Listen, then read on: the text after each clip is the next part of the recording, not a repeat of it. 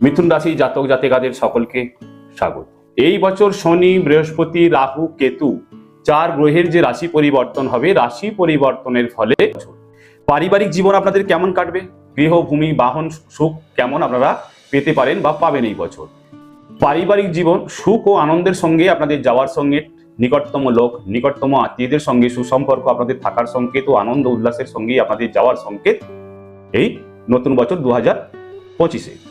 তবে মে মাসের 18 তারিখ পর আপনাদের রাশিচক্রের তৃতীয়ভাবে কেতুর গোচর শুরু হবে। ছোট ভাই বোন, কনিষ্ঠ ভাতা ভগ্নী যদি আপনাদের থাকে, ভুল বোঝাবুঝি হওয়ার কারণ, মত পার্থক্য হওয়ারও সংকেত থাকছে আপনাদের এই বছর।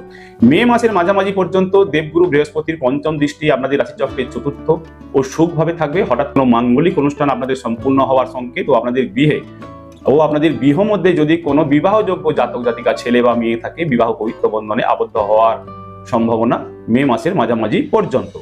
গৃহ, ভূমি ও বাহন সুখ আপনাদের জন্য এই বছর। বছরের শুরুতে চতুর্থভাবে কেতুর গোচর 29শে মার্চ মাসের 29 তারিখ হতে চতুর্থভাবে শনির দৃষ্টি থাকবে। ভূমি ক্রয়ের আশায় থাকা জাতক জাতিকারা, গৃহ নির্মাণের আশায় থাকা জাতক জাতিকারা বা বাহন ক্রয়ের আশায় থাকা জাতক জাতিকাদের আশা সম্পূর্ণ হওয়ার সংকেত। তবে শনির দৃষ্টিপাত চতুর্থভাবে হওয়ার কারণ বিলম্ব হলেও সফলতা আপনাদের পাওয়ার সংকেত থাকছে আপনাদের এই বছর।